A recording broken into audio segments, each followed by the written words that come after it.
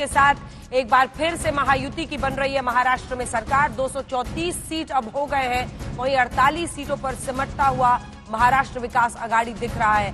Bharatiya Janata party ने प्रचंड जीत हासिल की है। 89% की स्ट्राइक रेट अब तो मुझे लगता है लगभग 90 की हो गई है।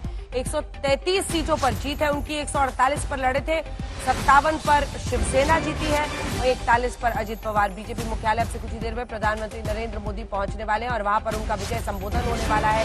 गृह मंत्री अमित शाह को आप देख रहे हैं, जो पार्टी के कार्यकर्ताओं, नेताओं, मंत्रियों सबकी तरफ से अभिनंदन स्वीकार करते हुए, क्योंकि स्ट्रैटेजिस्ट के तौर पर उन्होंने महाराष्ट्र के तीनों नेताओं को एक सुर में, युति के सुर में बांध कर रखा।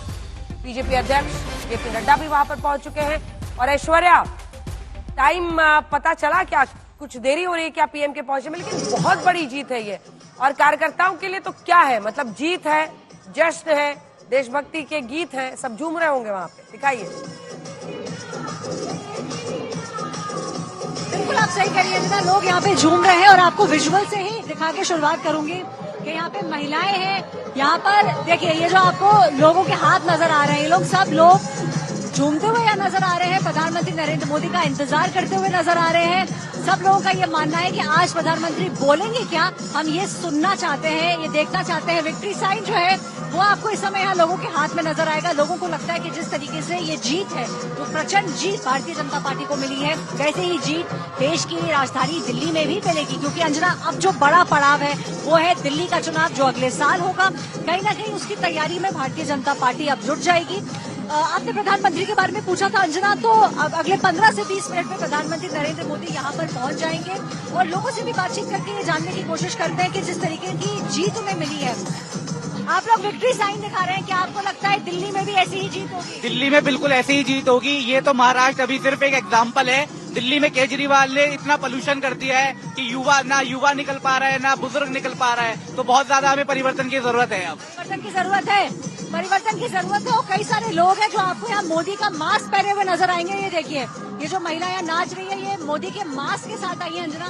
ऐसे भी कई सारे लोग यहाँ पे हैं जो मोदी का मास्क पहने हुए हैं और मोदी के बड़े बड़े कटआउट्स भी आपको यहाँ नजर आ रहे हैं। विक्ट्री साइन आपको और जय श्री राम। अंजना, ये जो है, ये एक चीज कई सारे लोग यहाँ बोलते हुए नजर आ रहे हैं, जय श्री राम के नारे यहाँ लगने शुरू हो गए और सब इंतजार इस समय कर रहे हैं अंजना, प्रधानमंत्री नरेंद्र मोदी का। बिल्कुल, तो जोश वहां पर दिख रहा है कार्यकर्ताओं में। दिल्ली के चुनावों की तैयारी पर अभी से पार्टी कल सुबह से ही ना जुट पा जाए तो बहुत बड़ी बात नहीं होगी, क्योंकि देखिए यहाँ पर भी जनवरी तक सब कुछ होना है। ऐसे में माना जा रहा है कि अब पार्टी यहाँ से ही शुरू कर देगी। उधर आम आदमी पार्टी में भी जबरदस्त सुगबुगाहट है। वो उन्होंने तो अपने उम्मीदवार भी तय कर दिए हैं। 10 में से 6 ऐसे हैं जो बीजेपी और कांग्रेस से आए हैं। लेकिन बीजेपी के लिए इस जीत के मायने क्या है, इन लोगों से जरा पूछिए। क्योंकि महाराष्ट्र में जिस तरह से दो पार्टियां बाला साहब ठाकरे की विरासत के साथ बीजेपी, उनकी तस्वीरें लगाते थे बीजेपी के उम्मीदवार, और यहां पर एकनाथ शिंदे का 57 लाना और 20 पर सिमट जाना उद्धव ठाकरे का, उस हिंदुत्व की पॉलिटिक्स का जो बाला साहब, जिसके एक तरह से धरोहर उनके हाथों में था, उसका भी एक तरह से डिसीजन इस बार जनता ने दिया है, फैसला सुनाया है। देश के रक्षा मंत्री। बिल्कुल अंजना, यही सवाल लेके हम लोगों के पास आएंगे। देखिए, कहीं ना कहीं जो एक हिंदुत्व की बात करें तो भारतीय जनता पार्टी ने ये दिखाया है कि असली हिंदुत्व की बात करने वाली पार्टी भारतीय जनता पार्टी। देखिए, जातिवाद और धर्मांधता की बात करने वाले, तुष्टीकरण की बात करने वाले, उनके सारे प्रपंचों के बावजूद महाराष्ट्र में हिंदुत्व की जीत हुई है। और मैं समझता हूँ जिस तरह महाराष्ट्र में हिंदुत्व की जीत हुई है, उससे बड़ी जीत आने वाले चुनाव में दिल्ली में होगी। उससे बड़ी जीत। देखिए, कहीं ना कहीं ये कहा जाता है कि जिस तरीके से बाला साहेब ठाकरे को कहते थे कि हिंदू राष्ट्र की बात करते हैं, वो आपको लगता है भारतीय जनता पार्टी वाकई में हिंदुत्व के रास्ते पे चलने वाली पार्टी? जी जी, जो सनातन की बात करेगा, जो राष्ट्र की बात करेरेगा, वही जनता के दिल पर राज करेगा।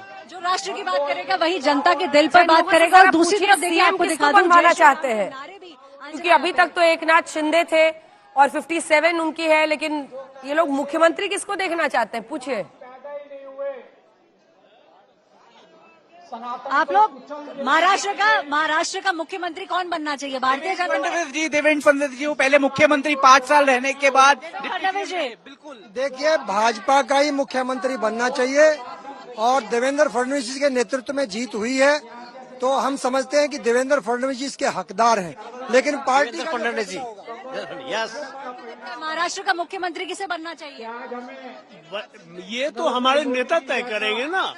और वहाँ पे क्या बीजेपी का होना चाहिए मुख्यमंत्री?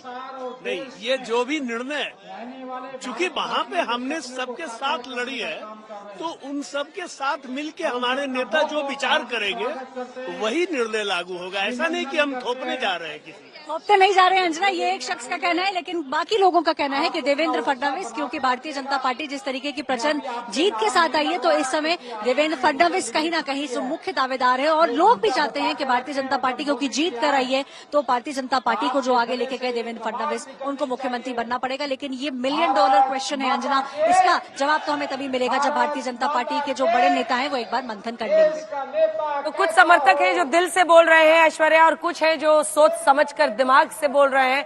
बने रहिए आप हमारे साथ, कुछ ही देर में पीएम वहां पर पहुंचने वाले हैं।